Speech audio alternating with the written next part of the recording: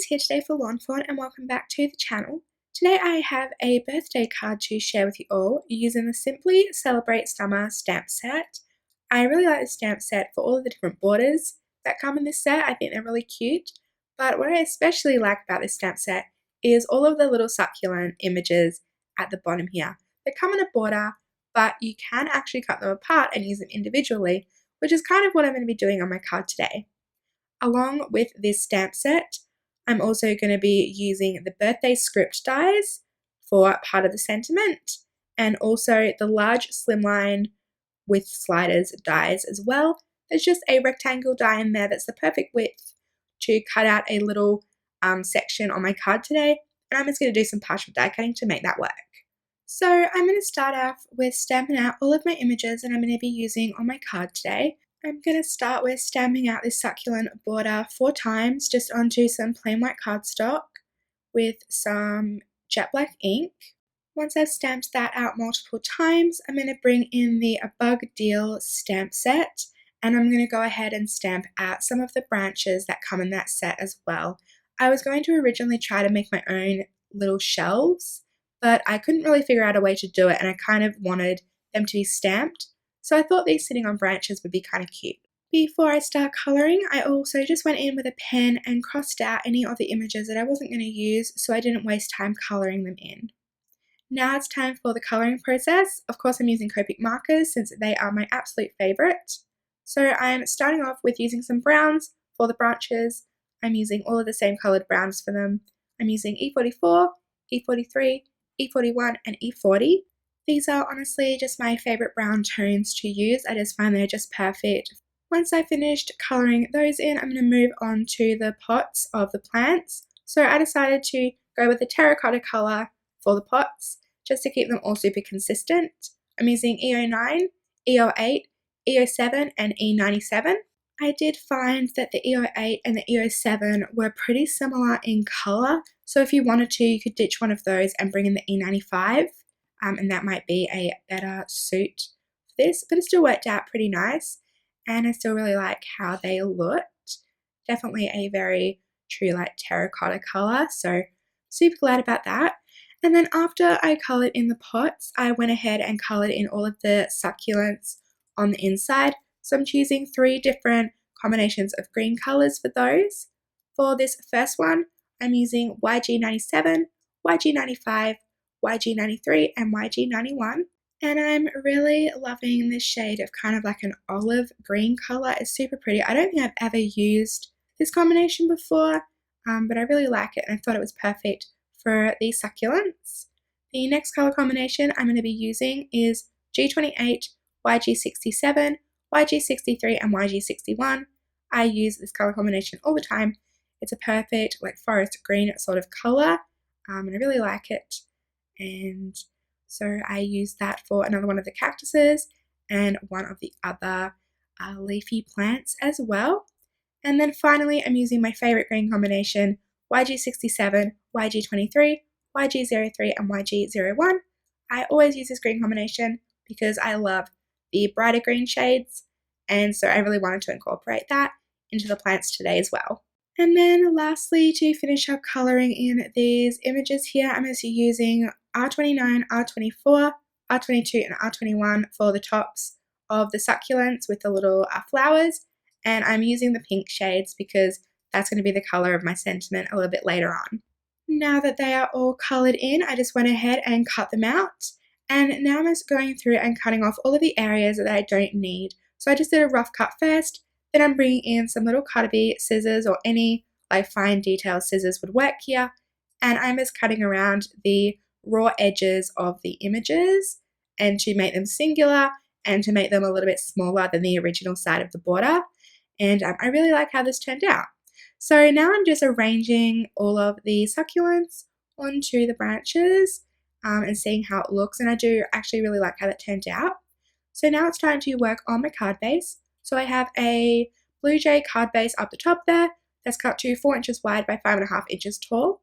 I then have this white panel here that's cut to a little bit smaller. It's just 3 3/4 inches wide by 5 1/4 inches tall. I'm then taking this Slimline die from the die set and I'm just going to partially die cut. So I just have this positioned in the place that I want it to cut. I have it adhered down with some washi tape. Then when I go and place it inside of the plates of my die cutting machine, I'm just going to leave the opening open so it doesn't cut that area. Once you pull it out of your die cutting machine, you'll see that it didn't cut the top end, so now we have to cut that out.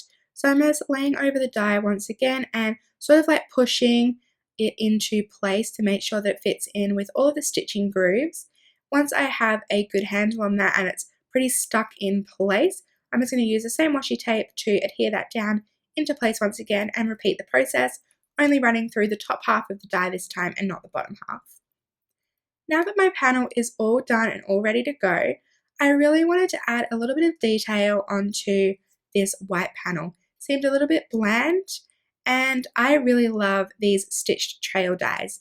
They're some of my favorite dies, and honestly most used dies as well. I just love adding a little bit of texture onto a simple background, and these are just perfect. So I grabbed a couple out of the set and adhered them down just using some washi tape and ran them back through my die cutting machine to make this stitched effect. So now my card base is all ready to go. I just went ahead and added some adhesive onto the back of that white frame and also on the back of the branches and adhered those into place. I then decided that having 3 of the succulents at the top here was a bit too much. It was too long, so I decided to cut them apart once again and just have 2 in that top little branch. I then also added a small branch at the bottom here and just added another succulent sitting behind it, as well as I also did that on the top and just added one of the singular succulents behind there flat to the card just to give it a little bit more interest. I also decided that this card was kind of lacking texture, so I decided to pull out some twine and wrap it around a couple of the succulents pots. And I really like the way that looked.